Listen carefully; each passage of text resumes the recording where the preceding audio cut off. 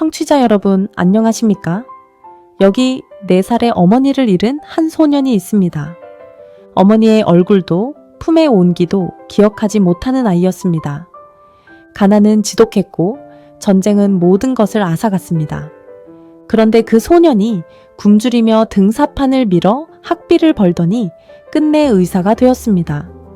머나먼 월남의 전쟁터에서는 총소리 대신 죽어가는 사람들을 지켰습니다.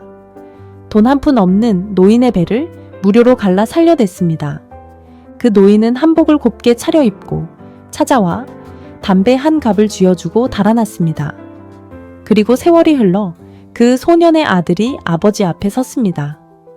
아버지, 저도 사람을 살리는 의사가 되겠습니다. 오늘 한 편의 영화 같은 그 인생을 청취자 여러분께 들려드리겠습니다. 전라남도 장성의 한 작은 시골 마을에서 한 사내아이가 태어났습니다.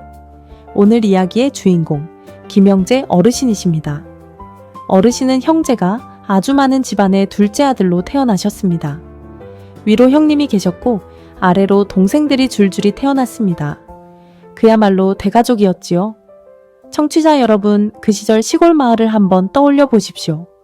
마당에는 흙먼지가 풀풀 날리고 담 너머로는 푸른 보리밭이 끝없이 펼쳐져 있었습니다. 굴뚝에서는 저녁 짓는 연기가 모락모락 피어오르고 마을 어귀에는 커다란 느티나무 한 그루가 마을을 지키는 수호신처럼 서 있었습니다. 우리 어르신의 어린 시절도 바로 그런 풍경 속에서 시작되었습니다. 당시 어르신의 집은 정말 식구가 많았습니다. 한 지붕 아래 증조할머니와 할아버지, 할머니, 아버지와 어머니, 작은아버지 4외분, 시집안간 고모님까지 거기에 형제자매들이 다 함께 살았습니다. 식구가 10명을 훌쩍 넘었지요.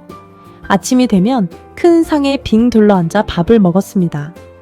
누가 더 먹고 덜 먹고 따질 새도 없이 그저 밥과 김치만으로도 배부르고 행복했던 시절이었습니다. 그런데 청취자 여러분, 우리 어르신께 크나큰 슬픔이 찾아옵니다. 어르신이 겨우 4살 되던 해에 어머니께서 그만 세상을 떠나신 것입니다. 어머니의 나이 겨우 29이었습니다. 지금으로 치면 한창 젊은 새댁이었지요. 갑작스러운 병이었습니다. 어린 자식들을 열어두고 차마 눈을 감지 못하셨을 그 어머니의 마음을 청취자 여러분도 짐작하실 수 있으시지요. 4살? 청취자 여러분, 4살짜리 어린아이가 어머니의 죽음을 어떻게 알 수 있었겠습니까? 어머니의 얼굴은 흐릿하게만 남고 어머니 품의 따뜻한 온기조차 기억나지 않았을 겁니다. 그저 어머니가 어디론가 멀리 떠나셨다는 사실만이 어린 가슴에 텅 빈 자리로 남았습니다. 그리고 어르신은 평생 그 빈자리를 안고 살아오셨습니다. 다행히 아버지께서 새어머니를 맞으셨고 작은 어머니 한 분이 어르신을 친자식처럼 아껴주셨습니다. 어르신은 지금도 그 작은 어머니의 사랑을 잊지 못한다고 하십니다.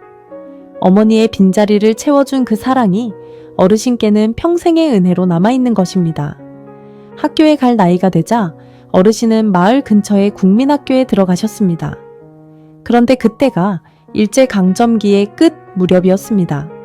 청취자 여러분, 그 시절이 어떤 시절이었는지 아십니까? 학교에 가면 교장 선생님도 일본 사람, 교련 선생님도 일본 사람이었습니다. 우리말은 마음 놓고 쓸 수조차 없었습니다. 그때 일본은 전쟁에 미쳐 있었습니다. 전쟁 물자가 부족해지자 우리 땅에서 쌀이며 놋그릇이며 닥치는 대로 빼앗아 갔습니다. 이것을 그때는 공출이라고 불렀습니다. 농민들이 1년 내내 땀 흘려 지은 쌀을 거의 다 가져가 버린 것입니다. 사람들은 쌀을 빼앗기지 않으려고 마루 밑이나 외양간 구석에 몰래 숨겨두기도 했습니다. 집안의 노수저까지 다 훑어갔지요. 어린 어르신도 학교에 가면 공부보다 모내기와 벼베기를 더 많이 하셨다고 합니다. 그러던 어느 여름날 마침내 해방이 되었습니다. 어르신이 국민학교 2학년 때였습니다. 일본인 선생님들이 떠나고 우리 선생님이 우리말로 우리 글을 가르치기 시작했습니다. 그 감격이 얼마나 컸겠습니까? 학교 분위기가 확 달라졌습니다. 선생님들은 아이들을 차별 없이 무척 따뜻하게 대해 주셨습니다. 특히 우리 어르신은 어려서부터 손재주가 아주 좋으셨습니다. 과학대회에 나가시면 늘 상을 받아오셨지요. 그 중에서도 어르신이 제일 잘 만드신 것은 바로 동력 비행기였습니다. 청취자 여러분, 시골 학교 운동장을 한번 떠올려 보십시오. 넓은 운동장 한가운데에 작은 소년이 자기가 직접 만든 비행기를 하늘 높이 날립니다. 비행기는 푸른 가을 하늘을 가르며 멀리, 더 멀리 날아갑니다. 다른 친구들 비행기는 비실비실하다가 곧 떨어지는데 우리 어르신의 비행기만은 마치 새처럼 창공으로 끝없이 날아올랐습니다. 친구들이 와 하고 함성을 지릅니다. 그 푸른 하늘을 날아가던 작은 비행기. 여든이 넘은 지금도 어르신의 가슴 속에 또렷이 남아있다고 합니다. 어쩌면 그 작은 비행기가 가난한 시골 소년의 미래를 향한 첫 번째 날갯짓이었는지도 모릅니다. 그런데 청취자 여러분, 그 평화로운 시절은 너무도 짧았습니다. 어르신이 갓 중학교에 들어가 광주에 있는 고모님 댁에서 하숙을 시작하실 무렵이었습니다. 입학한 지 겨우 한 달이 지났을 때였지요. 그 6월에 어느 일요일 새벽 6.25 전쟁이 터졌습니다. 갓 중학생이 된 14살 소년에게 그 소식은 너무나 갑작스러웠습니다. 학교에 가면 선생님들이 전쟁이 났다고 말씀하시고 거리에서는 형들이 무기를 달라며 행진을 하고 있었습니다. 광주 시내가 온통 어수선했습니다. 얼마 지나지 않아 학교에 휴교령이 내렸습니다. 인민군이 광주 가까이 내려왔다는 소문이 돌았습니다. 어르신은 그날로 고모네 식구들과 짐을 싸서 장성본가로 피난을 떠나셨습니다. 광주에서 장성까지 옛날 말로 40리길입니다. 손수레에 살림살이를 가득 싣고 그것을 끌고 밀며 그 먼 길을 걸어가셨습니다. 청취자 여러분, 그 피난 행렬을 한번 상상해 보십시오. 한여름 뙤약볕 아래 사람들이 줄지어 걸어갑니다. 어른들의 얼굴은 불안과 두려움으로 굳어있고 아이들은 영문도 모른 채 어른 손을 잡고 종종 걸음을 칩니다. 그 길이 끝나지 않을 것만 같았겠지요. 다행히 어르신의 마을에서는 큰 전투가 벌어지지 않았습니다. 인민군이 마을에 들어왔지만 국군이 이미 물러난 뒤라 총소리 한 번 없이 그냥 지나갔습니다. 신기하게도 전쟁이 한복판에서 벌어지는데도 시골 마을에서는 일상이 그대로 흘러갔습니다. 텔레비전도 없고 라디오도 변변치 않던 시절이라 바깥 세상 소식은 입에서 입으로만 전해졌습니다. 그러니 세상에 어떤 끔찍한 일이 벌어지는지 마을 사람들은 알 길이 없었습니다. 어르신은 전쟁 내내 죽은 사람도 피 흘리는 사람도 직접 보신 적이 없다고 하셨습니다. 다만 한번 멀리서 미군 비행기가 폭격을 하던 날 검은 연기가 하늘로 치솟던 그 광경만은 지금도 잊히지 않는다고 하십니다. 다행히 그 폭격에 마을 사람은 한 명도 다치지 않았습니다. 이렇게 어르신은 2년 가까이 학교에 가지 못한 채 시골에서 농사일을 도우며 지내셨습니다. 그리고 전쟁이 멈추자 다시 학교로 돌아가셨습니다. 그때 나이가 17이었지요. 그런데 그 사이에 교육제도가 바뀌어서 다니던 학교가 없어져 버렸습니다. 그래서 다른 중학교에 편입을 하셨습니다. 청취자 여러분, 한번 생각해 보십시오. 일본말로 공부를 시작했다가 해방이 되니 우리말로 공부를 하고 전쟁이 터져 2년을 쉬었다가 겨우 돌아오니 학교 제도가 바뀌어 있는 그 혼란. 그 속에서 다시 펜을 잡는다는 것이 얼마나 힘들었겠습니까? 놓았던 손이 굳어서 글씨도 잘 안 써지고 머리도 굳어서 공부도 잘 안 됐을 겁니다. 그런데 우리 어르신은 거기서 멈추지 않으셨습니다. 오히려 더 이를 악물고 공부하셨습니다. 다행히 함께 어울린 친구들이 공부를 열심히 하는 아이들이었습니다. 어르신은 그 친구들과 어울리며 점점 성적이 오르기 시작하셨습니다. 만약 그때 노는 친구들과 어울렸더라면 인생이 어떻게 흘러갔을지 모를 일이지요. 그런데 그 시절 시골에는 공부가 밥 먹여주냐는 분위기가 강했습니다. 어른들은 차라리 그 시간에 나무나 해 오라고 하셨지요. 어르신은 변변한 지원도 받지 못한 채 작은 아버지 댁에 얹혀 학교를 다니셨습니다. 용돈도 없고 먹는 것도 늘 부실했습니다. 끼니를 거르는 일이 밥 먹듯 했지요. 그러다 보니 자주 아프셨습니다. 영양실조 기생충까지 겹쳐서 몸이 말이 아니었습니다. 그런데 청취자 여러분, 바로 이 영양실조가 어르신의 인생을 통째로 바꾸어 놓습니다.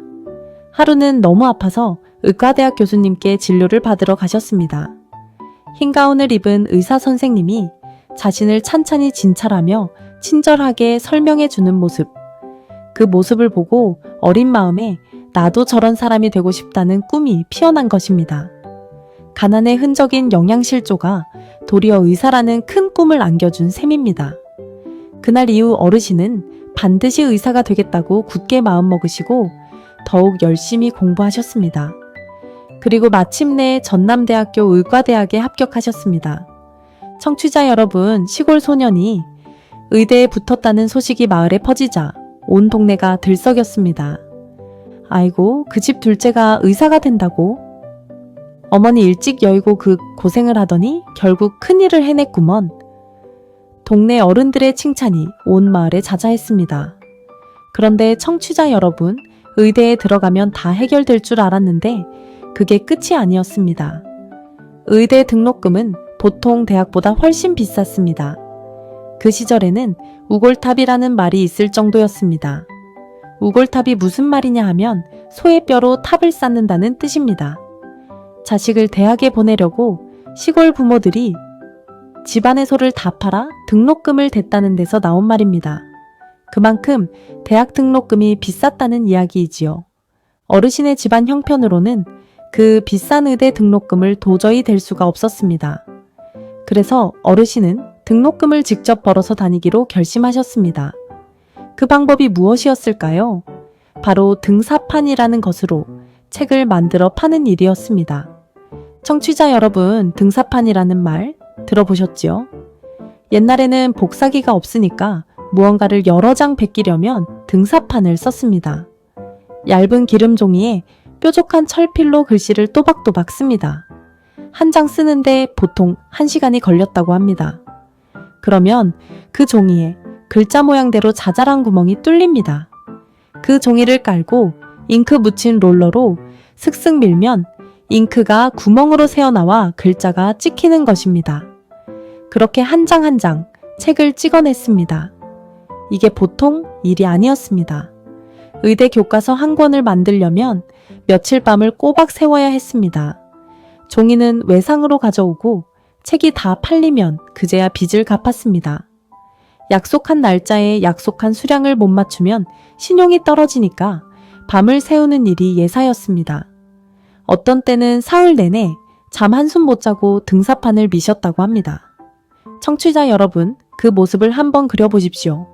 가난한 의대생이 좁고 어두컴컴한 자취방 구석에서 희미한 백열등 아래 등을 굽히고 앉아 있습니다. 잉크 묻은 손으로 등사판을 슥슥 밀어댑니다. 손가락에는 까만 잉크 자국이 지워지지 않고 셔츠 소매에도 잉크가 잔뜩 묻어 있습니다. 졸음이 몰려오면 찬물로 세수를 하고 다시 등사판을 밉니다. 새벽이 밝기 전에 책 한 권을 다 찍어내야 합니다. 그러고는 잠도 못 잔 채 아침이면 학교에 가서 강의를 들으셨습니다. 그것도 단 한 번도 결석하지 않으셨다고 합니다. 무려 6년 동안이나 말입니다. 뿐만이 아니었습니다. 전국에 콜레라가 돌던 해에는 제주도까지 방역기를 자원해서 가셨습니다. 그곳 일당이 훨씬 높았기 때문입니다. 한 달 가까이 방역 일을 하시고 그 돈으로 등록금을 보태셨지요. 그렇게 모은 돈으로 자기 학비뿐 아니라 형편이 더 어려운 친구 둘의 학비까지 다 해주셨습니다. 청취자 여러분, 자기 주머니도 넉넉지 않은 처지에 친구 등록금까지 대신 내준다는 것이 얼마나 어려운 일입니까? 주변 사람들은 어르신을 보고 참 고생하며 의사가 되었다고 말합니다. 물론 몸은 무척 고됐습니다. 그러나 어르신은 이것 아니면 살 길이 없다고 생각하셨기에 마음만은 지치지 않으셨다고 합니다. 그러면서 이런 말씀을 하셨습니다. 고생을 당연한 것으로 여기고 받아들이면 신기하게도 고생이 고생스럽게 느껴지지 않는다. 사람의 몸은 결국 그 사람의 정신과 의지를 따라가게 되어 있다. 청취자 여러분, 이 말씀 한번 가슴에 새겨보십시오. 우리 어르신들이 견뎌오신 그 모진 세월, 그 힘의 비결이 바로 이 한마디에 다 들어있는 것 아니겠습니까?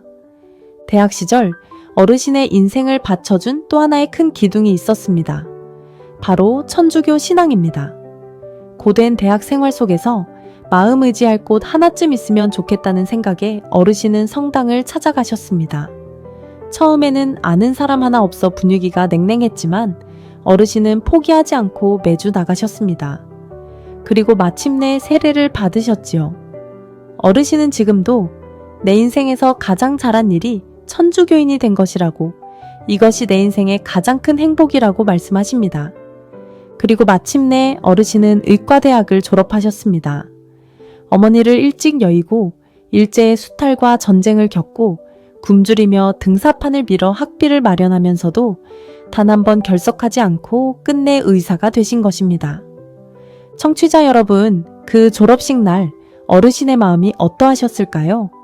어쩌면 일찍 돌아가신 어머니의 흐릿한 얼굴이 떠올라 눈가가 촉촉해지셨을지도 모릅니다. 어머니, 제가 의사가 되었습니다.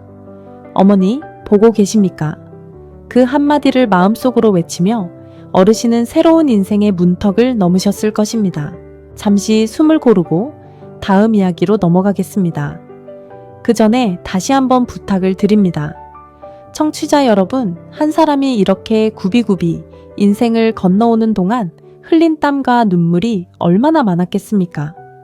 그 삶의 마음이 뭉클해지셨다면 좋아요와 구독으로 그 마음을 전해주십시오. 여러분의 그 응원 하나가 오늘도 애쓰며 살아가는 우리 어르신들께 큰 힘이 됩니다. 그럼 이제 어르신의 후반부 인생을 이어서 들어보겠습니다. 의사가 되었다고 해서 인생이 곧바로 순탄해진 것은 아니었습니다. 졸업 후 어르신은 군의관으로 군대에 입대하셨습니다. 그리고 얼마 지나지 않아 큰 임무를 받으셨습니다. 바로 월남 파병입니다. 청취자 여러분, 그 시절 우리나라는 베트남 전쟁에 군인을 보내고 있었습니다. 베트남을 그때는 월남이라고 불렀지요. 어르신은 월남의 나트랑이라는 바닷가 도시에 있는 한국군 병원으로 가게 되셨습니다. 전쟁이 한창인 머나먼 나라, 그 낯선 땅에 처음 발을 디뎠을 때 어르신의 마음이 어떠하셨을까요? 그런데 신기하게도 어르신을 처음 맞이한 것은 총소리가 아니었습니다. 바로 눈이 시리도록 푸른 바다였습니다. 야자수가 늘어선 해변, 끝없이 펼쳐진 에메랄드빛 바다. 전쟁터라기보다는 어느 휴양지에 온 것 같은 풍경이었습니다. 물론 그곳은 엄연한 전쟁터였습니다. 어르신의 임무는 전염병을 막는 일이었습니다.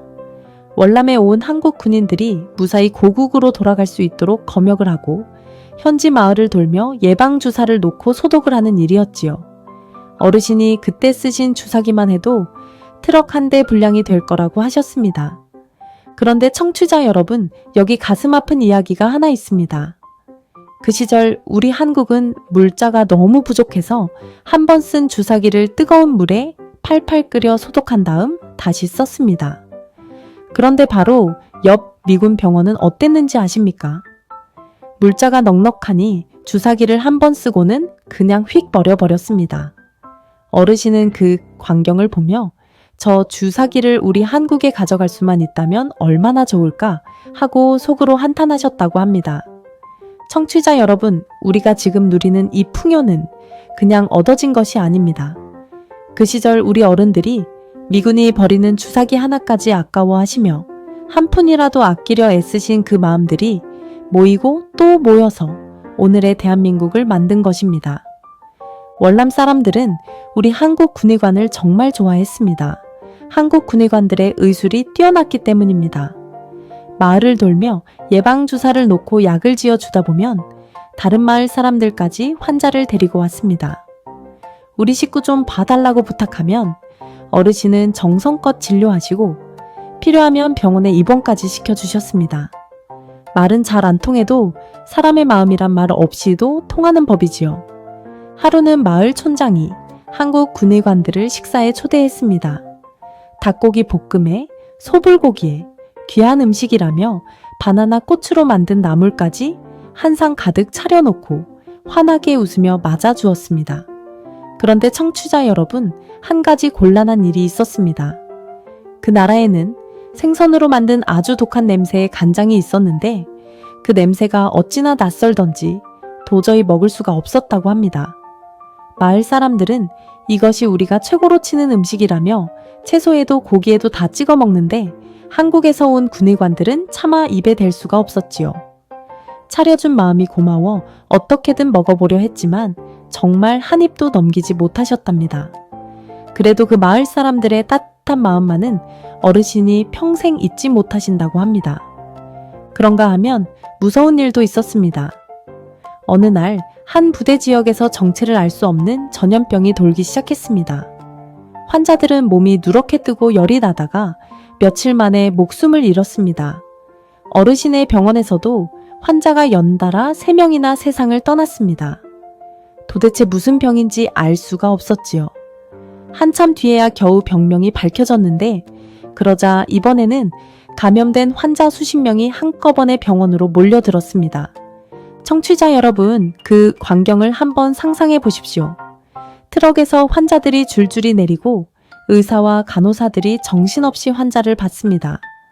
며칠 밤을 못 잔 어르신은 마스크를 쓰고 환자 한 사람 한 사람을 들여다봅니다. 아직 경험이 많지 않던 젊은 군의관에게 그 광경은 두려움 그 자체였습니다. 그러나 어르신은 결코 도망치지 않으셨습니다. 끝까지 자리를 지키며 한 사람이라도 더 살리려고 애쓰셨습니다. 월남에서의 복무를 마치고 고국으로 돌아오는 배 위에서였습니다. 어르신은 두고두고 잊지 못할 한 사람을 만나셨습니다. 다른 군인들은 너 나 할 것 없이 가방 가득 월남 기념품을 챙겨오는데 유독 한 군인만은 텅 빈 홀쭉한 가방을 메고 있었습니다. 어르신이 그에게 다가가 물으셨습니다. 여보시오, 다른 사람들은 다 기념품을 사오는데 그대는 어찌 빈손으로 갑니까? 그러자 그 군인이 이렇게 답하더라는 것입니다. 내가 이 전쟁 통에서 살아 돌아가는 것만 해도 얼마나 감사한 일입니까? 이보다 더 큰 선물이 어디 있겠습니까? 청취자 여러분, 이 한마디, 살아 돌아가는 것 자체가 가장 큰 선물이라는 이 한마디에 어르신은 깊은 감동을 받으셨다고 합니다. 알고 보니 그 군인은 월남에서 무려 3년을 복무하고도 단 한 번 고향 땅을 밟지 못한 사람이었습니다. 그런데도 그는 그런 것은 다 괜찮다고 했습니다. 다만 한 가지, 3년 동안 하루도 빠짐없이 쓴 일기를 빼앗긴 것만은 두고두고 하니라고 했습니다. 그 일기장에는 한 사람의 3년이 고스란히 담겨 있었을 텐데 그 귀한 기록이 영영 사라져버린 것입니다. 어르신은 그 안타까운 사연에 오래도록 마음이 무거우셨다고 합니다. 청취자 여러분, 어르신이 이렇게 머나먼 전쟁터에 계시는 동안 한국에 두고 온 가족이 있었습니다.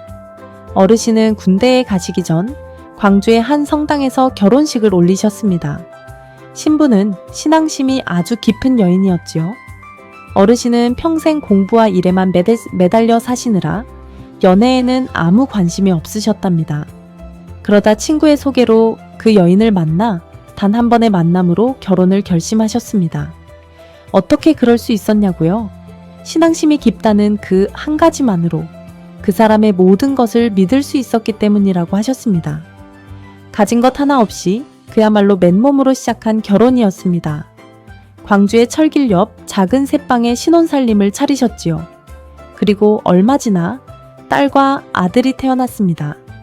그러니까 어르신이 월남으로 떠나실 때는 이제 막 젖을 뗀 어린 두 남매를 젊은 아내와 함께 두고 가셔야 했던 것입니다.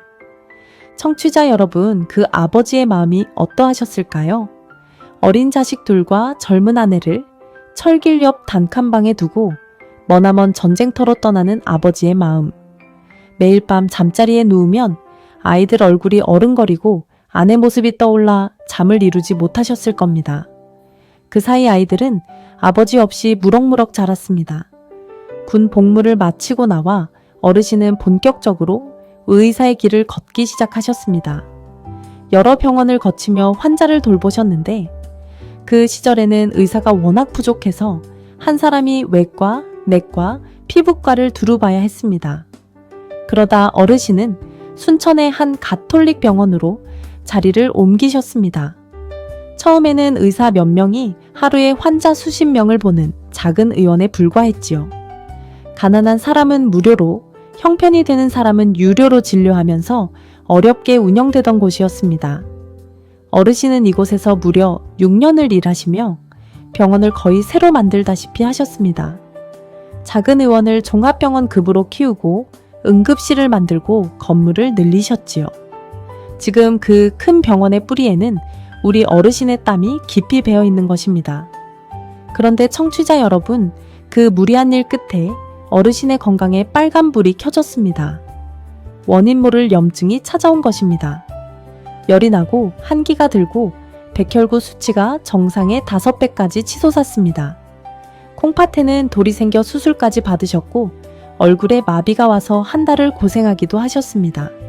의사인 사람이 정작 제 몸은 돌보지 못하고 일에만 매달린 것이지요. 그래도 어르신은 환자 앞에서 마비된 얼굴을 보일 수 없으니 감기에 걸렸다며 마스크를 쓰고 진료를 계속하셨습니다. 건강이 더는 버틸 수 없게 되자 어르신은 그 병원을 그만두고 광주의 한 동네에 작은 의원을 여셨습니다. 몸이 성치 않으니 조금 쉬엄쉬엄 하시려고 낸 작은 동네 병원이었지요. 그런데 청취자 여러분, 정말 놀라운 사실이 있습니다.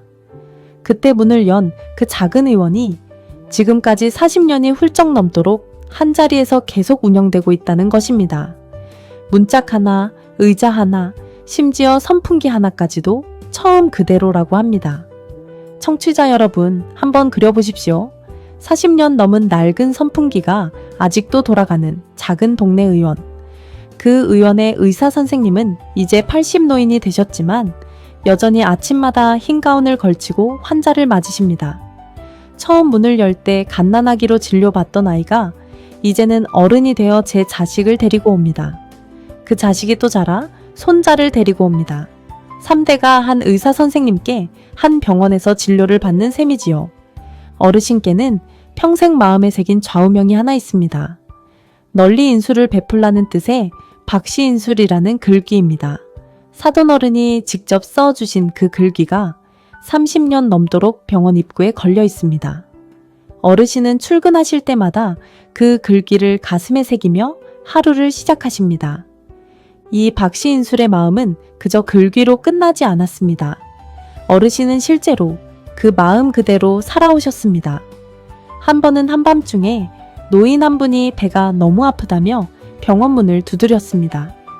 어르신이 진료해 보시고는 지금 다른 병원으로 보내면 가다가 큰일 나겠다 싶어 그 자리에서 밤새 링거를 10병 넘게 놓아 드렸습니다. 다른 병원에서 응급 약까지 빌려다가 그 환자를 끝내 살려내셨습니다. 가장 마음에 남는 환자가 한 분 계시답니다. 어느 영감님이 장이 막혀 병원을 찾아오셨습니다. 척 보아도 돈이라고는 없어 보이는 분이었지요. 그래도 어르신은 그 영감님의 썩어가는 창자를 잘라내는 큰 수술을 무료로 해주셨습니다. 수술비도 입원비도 약값도 한 푼 받지 않으셨지요. 그리고 한참 뒤 그 영감님이 다시 병원을 찾아오셨습니다. 그날 영감님은 한복 두루마기를 곱게 차려입고 오셨습니다. 그러고는 어르신의 호주머니에 담배 한 갑을 슬쩍 찔러 넣더니 이 한마디만 남기고 쏜살같이 달아나 버리셨습니다. 참 고맙소. 청취자 여러분, 이 장면이 얼마나 마음에 사무칩니까? 가진 것 없는 영감님이 드릴 수 있는 것이라곤 담배 한 갑이 전부였습니다. 그것을 드리려고 그 영감님은 한복까지 차려입고 오신 것입니다. 그러고는 부끄러우셨는지 인사 한마디만 남기고 도망치듯 가버리셨지요. 그 담배 한 갑에 담긴 마음의 무게를 어르신은 지금도 잊지 못하신다고 합니다. 어르신은 이런 일들을 겪으며 한 가지 깊은 깨달음을 얻으셨습니다. 사람의 운명은 알 수가 없다. 살 사람도 죽고 죽을 사람도 사는 것을 나는 수없이 보았다. 의사인 나도 그것을 어찌할 수가 없다. 다만 내가 할 수 있는 최선을 다해 한 사람이라도 더 살리려 애쓸 뿐이다. 이 한마디에 의사로서 또한 인간으로서 평생을 살아오신 어르신의 인생 철학이 담겨 있습니다. 그런데 청취자 여러분, 여기서 꼭 말씀드리고 싶은 이야기가 하나 있습니다. 아버지의 그 뒷모습을 늘 곁에서 지켜본 사람이 있었습니다. 바로 어르신의 아들이었습니다. 어린 아들은 아버지가 한밤중에도 환자를 마다하지 않고 돈 없는 사람의 배를 무료로 갈라 살려내는 모습을 보며 자랐습니다. 담배 한 갑에 담긴 그 마음을 아버지가 얼마나 소중히 여기는지도 곁에서 다 지켜보았습니다. 그리고 어느 날 다 자란 아들이 아버지 앞에 서서 이렇게 말했습니다. 아버지, 저도 아버지처럼 사람을 살리는 의사가 되겠습니다. 청취자 여러분, 그 말을 들은 아버지의 마음이 과연 어떠하셨을까요? 어머니의 얼굴도 모른 채 굶주리며 등사판을 밀어 홀로 이룬 그 길을 이제 아들이 스스로 걷겠다고 나선 것입니다. 그리고 그 아들은 정말로 아버지의 뒤를 이어 의사가 되었습니다. 가난을 이기고 홀로 피운 인술의 씨앗이 마침내 대를 이어 꽃을 피운 것입니다. 한번 생각해 보십시오. 어머니의 온기조차 기억하지 못하던 4살 아이가 이제는 아들에게 인술을 물려주는 아버지가 되었습니다. 이보다 더 큰 인생의 반전이 또 어디 있겠습니까? 홀로 걸어야 했던 그 외로운 길이 이제는 아버지와 아들이 함께 걷는 길이 된 것입니다. 그럼 지금 우리 어르신의 하루는 어떠실까요? 어르신은 아침 일찍 일어나 간단히 식사를 하시고 병원으로 나가십니다. 청소할 것이 있으면 손수 청소를 하시고 정리도 직접 하십니다. 의사라고 거들먹거리는 법이 없으시지요. 병원 문 여는 시각은 정해져 있지만 단골 어르신들이 조금 일찍 오시면 진료비를 더 받게 되어 있어도 어르신은 그 웃돈을 받지 않으십니다. 30분 일찍 왔다고 어떻게 몇 배나 되는 돈을 받겠느냐는 것입니다. 평생을 그렇게 어려운 이웃의 처지를 헤아리며 진료해 오신 것입니다. 저녁이면 어르신은 또 다른 일을 하십니다. 바로 합창단 활동입니다. 우리 전통 국악, 가락에 맞춰 성가를 부르는 아주 특별한 합창단입니다. 가야금과 대금, 가락에 맞춰 한복을 곱게 차려입은 어르신들이 노래를 부르는 그 광경, 80이 넘은 연세에도 매주 2번씩 합창 연습을 나가시니 그 정정하심이 놀랍지 않습니까? 그 정정함의 비결이 무엇일까요? 어르신은 이렇게 말씀하십니다. 나이를 먹을수록 세상을 보는 눈이 점점 더 너그러워진다. 언짢은 일이 있어도 내 힘으로 당장 바꿀 수 없는 일이라면 스트레스를 받을 필요가 없다. 무엇이든 움켜쥐고 아등바등할 까닭이 없더라. 청취자 여러분, 이 말씀 우리 모두에게 얼마나 깊이 와닿습니까? 살면 살수록 너그러워지는 것, 안 되는 것은 안 되는 대로 받아들이는 것, 그것이야말로 진정한 어른의 모습이 아니겠습니까? 이제 오늘 이야기를 마무리할 시간이 다가옵니다. 마지막으로 한 번만 더 부탁을 드리겠습니다. 오늘도 어딘가에서 묵묵히 자기 자리를 지키며 살아가시는 우리 어르신들의 삶, 그 삶을 진심으로 응원하신다면 좋아요와 구독을 꼭 눌러주십시오. 청취자 여러분의 그 작은 마음이 세상의 모든 어르신들께 보내는 따뜻한 박수가 됩니다. 어르신이 후손들에게 남기고 싶다는 한마디가 있습니다. 성실하게 살아라. 매사 긍정적으로 열심히 살다 보면 없던 복도 생기고 안 될 일도 잘 풀린다. 이 한마디가 어르신이 평생을 통해 우리에게 들려주시는 인생의 진리가 아닐까 합니다. 청취자 여러분, 오늘 우리는 한 사람의 인생을 처음부터 끝까지 함께 걸어보았습니다. 어머니를 일찍 여인 어린 소년이 가난과 전쟁을 이기고 마침내 의사가 되었습니다. 평생 가난한 이웃의 곁을 지켰고 그 인수를 아들에게까지 물려주었습니다. 청취자 여러분, 한번 가만히 생각해 보십시오. 누군가의 부모로 산다는 것은 그저 자식을 먹이고 입히는 일이 아닙니다. 자신의 등으로 자식이 걸어갈 길을 만들어주는 일입니다. 말없이 보여준 그 뒷모습 하나가 자식의 평생을 바꾸어 놓습니다. 우리 어르신이 홀로 피운 그 작은 씨앗이 대를 이어 꽃을 피운 것처럼 말입니다. 청취자 여러분의 지나온 세월도 꼭 그러합니다. 특별할 것 없어 보여도 그 삶은 누군가에게 길이 되고 뿌리가 되었습니다. 그 모든 세월이 참으로 자랑스럽고 소중합니다. 오늘 이 이야기가 여러분의 가슴에 작은 위로가 되었기를 바랍니다. 청취자 여러분, 그럼 다음 시간에 또 다른 귀한 삶의 이야기로 찾아뵙겠습니다.